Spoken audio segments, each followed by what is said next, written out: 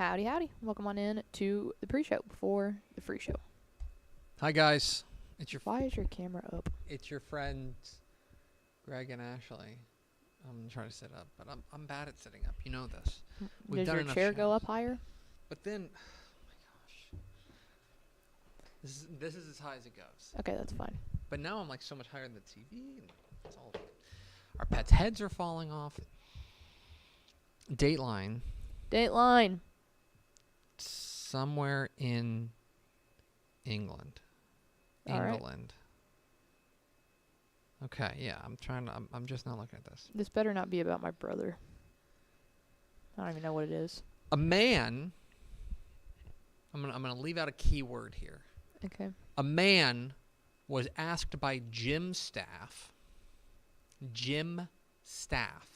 as in like gymnasium workout facility staff, to leave the building after a woman accused him of staring at her. Okay, now you work out. I do.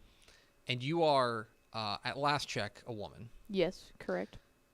And I have to imagine that going to the gym can be a little bit more of an adventure for you than it can be for me. I would agree with that.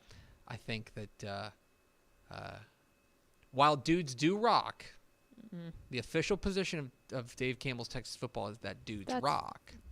Not However, true. Gym dudes, I think, is that one of the top 3 creepiest places? Oh, goodness. That's tough. I know it's tough to narrow it down as a young female. Yeah. Okay, let me preface it with this. It really depends on what gym you go to. Mm-hmm. The gym that I go to and that Mallory goes to, no, it's not one of the top 3. Okay, well that's good. Yeah, that's really nice. That's a relief. But that's also because we usually do workout classes. If you are in there just working out by yourself right? Yeah, then that's a little bit different. But I haven't had any bad gym experiences in the past like 2 or 3 years, I would say. Like I don't think it was since I was in college. Now, a rec center at a college campus, that's nightmare zone. But once you get older and people now have headphones and all that, it's not too bad. Because me, when I go to the gym, I am like, it's bathroom rules. Like, it's eyes up or it's eyes down. Mm-hmm. Like, for me, I'm like, you need to be looking intentionally. Yeah, I just don't even make eye contact with people. Yeah, to me, I'm not there to make friends, and I don't, and the last thing I want is for what this gentleman encountered, which is to be accused of staring at somebody, yeah. Because that's gross. Yeah. Because there was a word that I forgot to leave off, because the headline here on the Daily Star is, which, by the way, good God, these tabloids over there in England are just, it's raunchy. Anyway. I was kicked out of the gym for staring at a woman working out, but I'm blind. So this is a gentleman named Toby Addison. The subhead. When he was 17 years old, Toby Addison was blasted as a creep and accused of staring at a woman during her workout, despite being blind. Even when he explained, the woman didn't believe him. He was apparently born sighted, but from the age of 11, he started to dramatically lose his vision, and by his early teens, he had lost 80% of his sight. He's now 21, and he has about 4% of his eyesight remaining. Well, that's a tough scene. That is a tough scene for all parties involved. Because I don't necessarily... I don't want that woman to feel victimized. I was just going to say, I don't necessarily blame her for... If you feel uncomfortable, you should probably let someone know. Like, that's a safety thing. Yes, I agree. Now, if one person glances at you real fast, or maybe even twice, that's probably pushing it. But if you feel like this person is genuinely staring at you, maybe alert the staff. Yes, I would agree. So I want to be clear...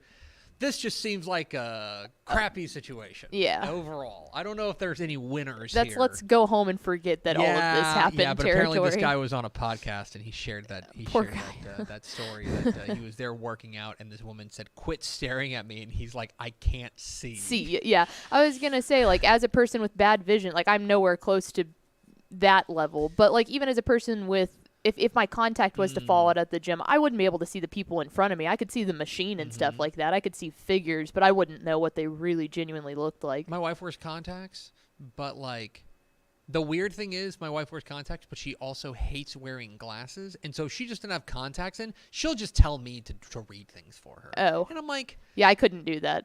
She's just like, I'm just like, put on your glasses. She's like, I don't like them. I'm like, then put on your contacts. I love my glasses. I don't need to be, yeah, you do.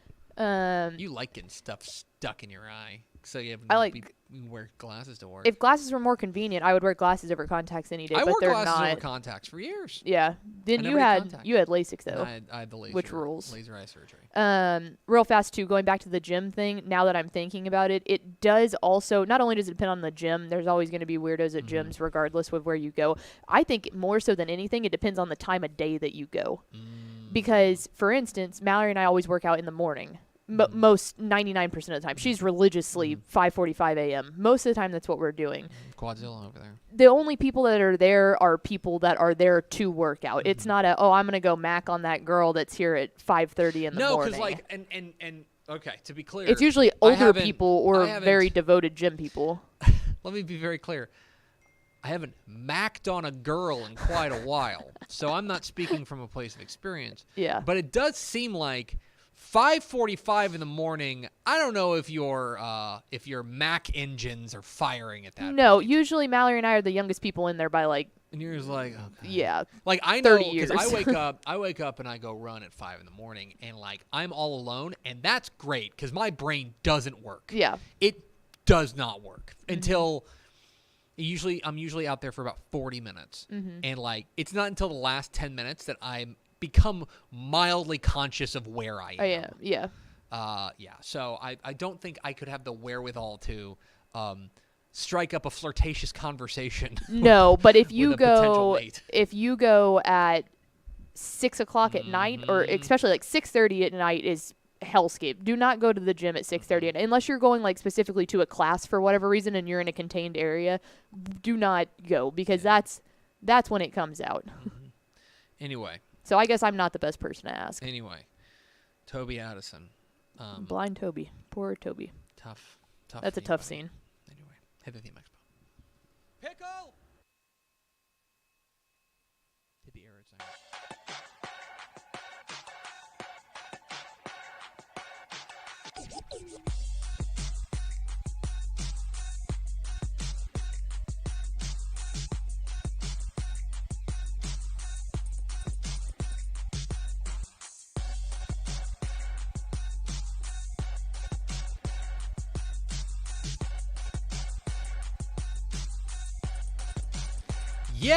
Yes, yo! From the Dave Campbell's Texas Football Mothership here in beautiful Lewisville, Texas, it is Texas Football Today, a show on the internet. My name's Greg Tupper. I'm the managing editor of Dave Campbell's Texas Football magazine. TexasFootball.com, a corresponding website. Thank you for spending part of your day with us. Whether you're watching us live, TexasFootball.com, Facebook, YouTube, Twitch, Twitter, all the places, or you'll listen to the podcast, which you can subscribe to on the podcast vendor of thy choice. Either way, thank you for doing your part. Support your local mediocre internet show. I'm sitting over there at the helm today, making us sound good. She's the Duchess of the Dorks, Miss 305, Miss 956, Miss 214? 210. Miss 210. She's Ashley Pickle. Howdy, friends. You get to see my son today. I do. I'm excited about that. See Hank. Hank was fired That is a bright spot of a day, any day. My wife and I were talking about this because of course he calls you Ashley Pickle. Mm-hmm. He's excited to see you. All little ones do. Excited to see you. If your name was Ashley Smith, he wouldn't care. No, I know. Okay. And I'm okay with that. Yeah. I mean, like, he likes you because he thinks you're cool and fun and he's played with you. Mm-hmm. But, like, if I were like, hey, Ashley Smith is going to come by, he'd be like, who? Yeah. Who? No, that's perfectly fair. My name has been a blessing and a curse my entire life. This is a blessing. Today is Thursday, June 29th, 2020, 340 days to Thanksgiving. Happy birthday, happy heavenly birthday to Louis Burton Lindley Jr. Louis Burton Lindley Jr. was an actor. He was in Dr. Strangelove. He was the guy who rode the atomic bomb. That's a lot better than King Henry VIII, who you were all gung-ho about yesterday. I'm not bringing it up because his name is Louis Burton Lindley Jr. I'm saying this because he had a stage name, and his stage name was Slim Pickens. I love that. shout out to you, Slim Pickens, and to the entire Slim Pickens family. I hope that you're enjoying his birthday today. Episode 1611. On today's show, folks, we are going to take a look at 7-on-7. We're going to really round out our 7-on-7 coverage a week after we showed up in College Station. And we are going to talk a little bit about, does 7-on-7 success predict this success in the fall? We do this kind of every year, but as a recap and kind of a look back at what you can kind of expect for these teams that did well in College Station to do in the fall. So we'll get into that. In the back half of the show, Matt Stepp caught up with the head coach of the reigning, defending, undisputed 2A Division I state champion Hawley Bearcats, Coach Mitch Abels, there at State 7-on-7. Who claimed I almost ran him over with a golf cart. He did claim that, and I believe him because he's a trustworthy fellow. I probably believe him, too. We were in tunnel vision at that point. Sorry, Coach.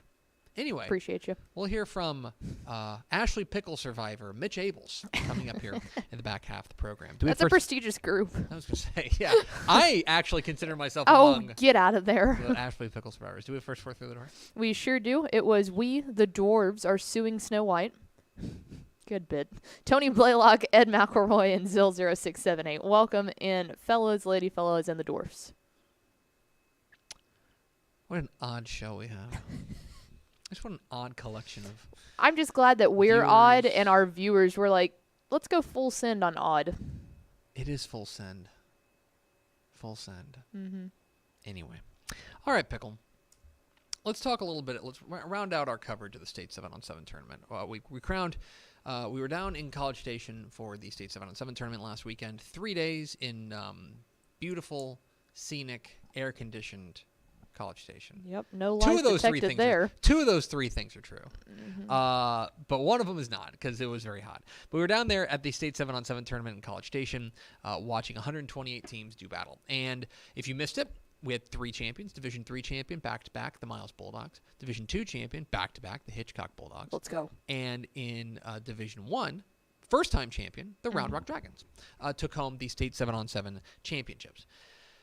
And I understand people, because I used to be one, I understand people who are like, what's the big deal about 7-on-7? Who cares? And I get it. I used to be one. I'm a bit of a convert because I think that I've learned to know what to look for. And so but I do think that there's something to be said about getting that kind of experience, getting those kind of reps, getting that kind of competitive fires going deep into the summer. But I think the big question that everybody has every year is, yeah, that's great, but what does that tell us? Because there is nobody on earth who would say, yeah, I will trade a good season in the fall for a State 7-on-7 state championship. Nobody, okay? No, like players won't, coaches won't, fans won't, no one will do it. This is a nice chips and salsa, but nobody's just going to go there and be like, you know what? I just want chips and salsa. I don't want enchiladas, right? Yep. That's what we're saying. And so ultimately, the question is, how does this spin forward into fall? Now, we've done this segment more or less every year, talking about how teams that performed well in College Station did during the football season. And so the way that I kind of categorize doing well is, I just looked at your graphic. The full screen. Oh, okay. You'll get there. Anyway, the way that I categorize did well at 7-on-7 is if you made the Final Four. Okay? If you made the Final Four, then I think that you have then I would say that you did pretty darn well. That means you won at least 3 win or go home games in bracket play, right? There in the championship bracket. We're not, for all due respect to our friends, we're not going to talk about the consolation bracket in Division I. So there were 12 state semifinalists this year, Division I, Division II, and Division III. For example, Round Rock, A&M Consolidated. Coppell was a state semifinalist, right? As well as Anna was a state semifinalist, right? Plus, of course, the champions. And so for those 12 teams, what does that mean going forward? Well, the best predictor of future is the past. And so what I did was I looked at the 12 teams that made the semifinals in last year's State 7-on-7 tournament. So 2022. The 2022 state tournament. And said, okay, how'd they end up doing in the fall? And certainly we've done this before, and it's been there can be years where all the teams are really good. There can be teams where a lot of the teams underachieve in the fall. But I think this particular group is about as indicative as it gets of what we usually see in the fall. Again, writ large. There's no guarantee that if you won state 7-on-7 that you're going to be great. There's no guarantee that Miles, because they went to the state 7-on-7 championship, won the state 7-on-7 championship, is going to win an 11-man state championship. But what it does do to me is it tells me that they've got an opportunity to be pretty good in the fall. Mm-hmm. Because here's what the teams did last year from the 2022 state semifinalists. Okay, so let's look at Division I. DeSoto, Midlothian Heritage, Fort Bend Hightower, and Byron Nelson. So that's the Division I state semifinalists at 7-on-7. All 4 of them won at least 10 games. All 4 of them played on Thanksgiving. How about that? All 4 of them made it at least to the regional semifinals. That means they won at least 2 playoff games, right? Hightower, Byron Nelson, Midlothian Heritage, all state semifinals. And then, of course, there's DeSoto. Mm-hmm. DeSoto did the double dip, where they won the 7-on-7 state championship and then eventually won the 11-man state championship in 6A Division II. So in Division I think it would be pretty clear to say that, yeah, you know what? If you made it to the if you are in the state 7-on-7 semifinals, at least at the big school, things are boding pretty well for you in the fall. Division II, things get a little murkier. Hitchcock had a great year. Regional semifinalist, 11-2. They were one of the real breakout stars of 2022, right? Wichita Falls. Wichita Falls was a bit of a surprise, I think, last year, running all the way to the regional final. They went into the playoffs at 6-4, but then got hot at the right time. They make it to the regional final. Dub. Lorena was, of course, the defending state champion in 3A Division I. They faltered to 7-4, but they did make the playoffs and went to the playoffs. Then there's Ponder. Ponder is the outlier here. Ponder went 3-7, did not make the playoffs. So you've got 3 teams that I would say I'd say one team had I'd say 2 teams had a great year. No, yeah, Wichita Falls and Hitchcock. Hitchcock and Wichita Falls had a great year. Lorena had an okay year, probably by their standards a little disappointing. Well, just in recent history, It was disappointing. I think that's about average for a long time. Right. Average, maybe a little bit lower than average. And then for Ponder, I would say that it was a disappointing season, right? Division III, I think, tells about the same story. You've got a state champ, Gunner. You've got one of the big surprises in Texas high school football in Harmony. Mm-hmm. And if you want to talk about a team we should have seen coming, this is another one of those signposts we should have seen that Harmony was due for something. Because remember, they started the year, I want to say 1-4, right? Something like that, maybe 0-4, and then they went into the playoffs at 5-5, and then got hot and made it to the state semifinals. Mm-hmm. You had Miles, the state champs. They went 8-3, made it to the playoffs, lost in the first round. Now remember, they are in the same district as state champion Albany. Mm-hmm. And then Brady. Brady did make the playoffs, but they went 5-6. But all 4 of them made the playoffs, and 5. I would say again, 2 of them had great years. One of them had a pretty good year. I would say Miles, and one of them I would say had about an average year in Brady. So writ large, all 12 of these teams, think about it. Of them, 2 of them won the state championship. Mm-hmm. Of them, 11 of the 12 made the playoffs. I would assume most of them won their district, too, looking at that list. 10 of the 12 finished with a winning record, right? And 1, 2, 3, 4, 5, 6, 7, 8 of the 12 won at least one playoff game. Mm-hmm. So what does this tell us for the teams that made it to the state semifinals in 7-on-7 this year? I think it tells us that if history were to repeat itself, and right now it's all we got, that you can look for each of those teams, you can expect pretty good things from them. There will be a couple that disappoint. Mm-hmm. There will be a couple that fall flat. But I would say that you're looking at about an 80% chance of a winning record, right?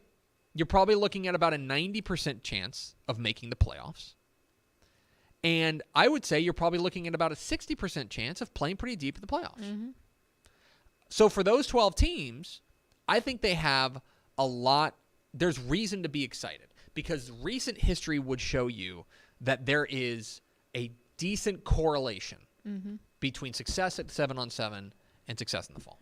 Well, and I think especially, too, if you look at any of those teams and realize that some of them, if you're going to break up into percentage how much they pass the ball versus how much they run the ball, if you're anywhere even in that like 60-40 threshold of running over passing, then that, in my mind, leads to even more success considering you're not seeing that, and this is kind of more of their backup option when you're talking about 7-on-7. I would agree. So there you go. A quick look at the 7-on-7 state semifinalists from last year, and I think that if you were a team that was playing in the Final Four at state 7-on-7 this year, you've got reason to be excited. I think there's a pretty decent correlation. We're Texas Football Today. We're here every weekday at noon on TexasFootball.com, talking football in the Lone Star State. You can follow us on Twitter at DCTF, like us on Facebook, Facebook.com/Dave Campbell's. Follow us on Instagram, Instagram.com/Dave Campbell, and of course, see us at TexasFootball.com. TexasFootball.com is where you can find complete coverage of high school football, college football, recruiting, all across the Lone Star State. Hope you'll consider going to TexasFootball.com/subscribe. If you're a subscriber, first of all, thank you. If you're a subscriber and you subscribed before Monday and you don't have your magazine yet, maybe holler at us. Because I know that I had one gentleman who reached out to me and he said, hey, I want my magazine. Now, he had, you don't care about this, but he had there was a mailing issue. I think he changed addresses and stuff like that, so I think there's possible there. But which is another good reminder. If you have moved, make sure to update that in your Dave Campbell's portal. TexasFootball.com. Let us know if you haven't received your magazine. I should say subscribers, almost all subscribers should have it. It may be getting delivered today, but almost all subscribers who subscribed before Monday should have it. TexasFootball.com/subscribe will drop a magazine in the mail for you right now if you go to TexasFootball.com/subscribe. Also get a year's worth of exclusive online content at TexasFootball.com and a year of Dave Campbell's Texan Live, our streaming platform. Hundreds and hundreds of Texas high school football games live on your device, including hundreds of Texas high school football playoff games live on your device. If you go to TexasFootball.com/subscribe. Makes a great gift as well. TexasFootball.com. Do it for Pickle's birthday. Pickle's birthday's tomorrow. Do it for Pickle's birthday. It's really not. Don't. It is. Do it for my birthday in March. Now a word from our friends at These Goods and Services.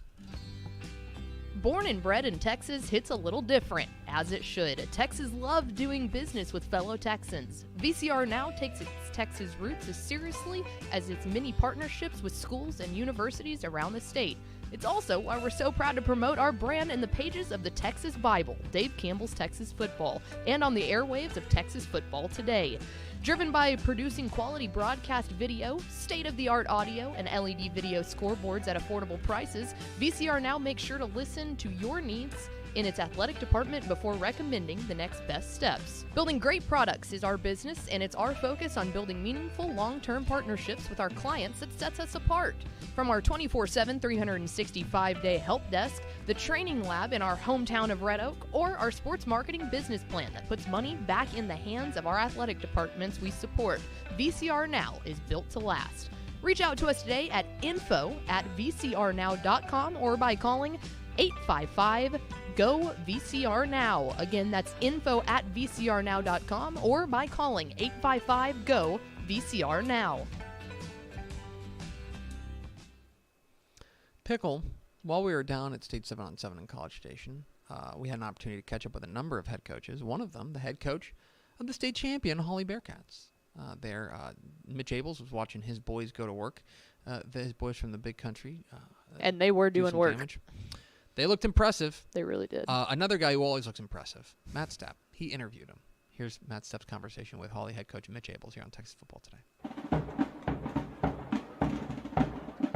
Matt Stepp, Dave Campbell's Texas Football, back out here at the 2023 Texas 7-on-7 State Championships. And we are here with the head coach of the defending Class 2A Division I state champion Hawley Bearcats, Coach Mitch Abels.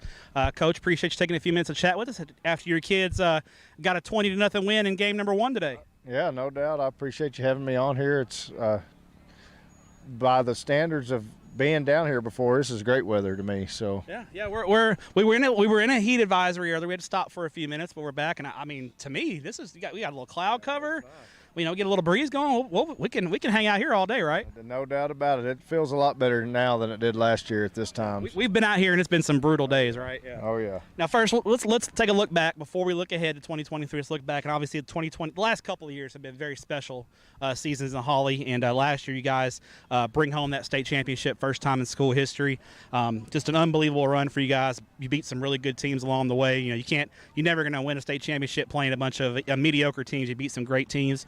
How special was that 2022 season for you guys? Well, it was special, and the main thing I think that made it more special than most is we had all those guys coming back, and they had the burning desire to get back and win the thing, and that's kind of the angle they took from day one. And it's special, and golly, we did play some good ball teams. There's a lot of teams that we played that could have won the thing, I feel like, and I know Refugio feels the same way. There's a lot of good football in 2A. And looking ahead now to 2023, and I know you have a couple of kids near and dear to your heart that are now playing for you. The same last name as yours. How special is that going to be? Coaching your sons, because I know your older son's going to be the quarterback this year, apparently. Yeah, it'll be special. Those two guys they're hardworking kids, and it's good to. I keep praying all the time for time to slow down just because they're growing up so fast. But, now I get to coach them both at the same time, at the same level. So that's going to be an awesome year and great to be at. I need to step back and kind of watch it a little bit, because before I know it, they'll be graduated and gone. So just want it to slow down, and it's going to be a special year. When they're playing others, because in a place like Hawley, your kids get to play multiple sports. Obviously you're still the athletic director, you still have some duties, but when they're playing basketball, baseball, running track, is that when you kind of put your dad hat on a little bit more when they're competing, because you get that chance to step back a little bit? Well, I try to. I coached basketball last year, so there you go. Okay. I had to have my hand on that, and and I'm always running everywhere during the spring, but, I definitely make it a point. I want my coaches to be at their kids' stuff, so I'm going to be at mine and, make it a point to watch them play and be dad a little bit. Okay. Now, Coach Abel's football team, I know, is very fast-paced. You like to get a little tempo going and get up and down the field. Are you the same kind of basketball coach? You want to get up and down the court a little bit and run a little full-court press and run and gun a little bit? I think so. It's kind of in the blood. I'd rather run up and down and get beat than try to sit back and play slow and get beat. So we're just going to try to go 100 miles an hour and see what happens. There you go. Now, looking ahead to 2023, you guys had a target in your back last year because you played for a state championship in 2021. Now your state champions going into 2023, so that target maybe got a little bit bigger on your back, and you lose a good senior class. So how do you guys how do you manage those expectations? Because it's hard to win a state championship. It's not a given. It's nothing that really it's going to be earned to you. You got to earn it. So how do you guys manage those expectations going into the season? Well, we'll still have our same goals as always, and I feel like our district's going to be a lot stronger this year. So we're going to have to play some good football early and stay healthy. But we got our guys that are graduated. They set a good foundation for us, and we're hoping we can fill those spots with kids that want to play and kids that want to win. All right, now here at the state 7-on-7 tournament, again, you guys are 1-0 on the day. You got 2 more games to go. We know it's not real football. Pads aren't on. We love the big guys. They're a big part of this thing. But you guys have made it a habit and a tradition of coming to state 7-on-7. So when you're out here watching your kids play 7-on-7, what do you want to see from your guys? Like all coaches say, they want to watch them compete. But we want to see them throw and catch and play good defense and being at the right spots that we ask them to be in, and just have fun with their guys, their teammates. And how competitive are you? I mean, you can't coach them. It's against the UIL rules to coach. So how fired up do you get for your kids, and or do you have to kind of keep it under control a little bit? Well, I get a little riled up, but my wife's usually close by, and she's not on the sideline with me on Fridays, but she's close by on these deals, so she kind of tells me to. Puts the reins on a little bit. She does put the reins on me a little bit. So, right. Final question for you, Coach. Now, I actually have never been to Hawley. I've been to Abilene a bunch, been to the area.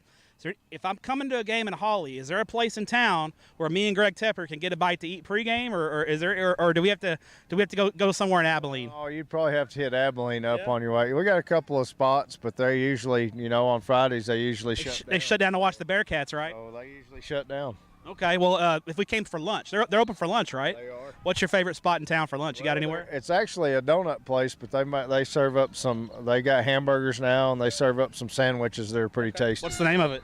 Heaven Sent. Heaven Sent. Okay. What's the Coach Abel special? What do you go with when you go there? I usually get a turkey turkey and ham, cheese. Okay, there you go. Keep it light, right? Keep it light. There you go. Well, Coach, appreciate your time. Good luck in 2023, and appreciate what you do for student athletes in the state of Texas. Thank y'all, and I appreciate what y'all do.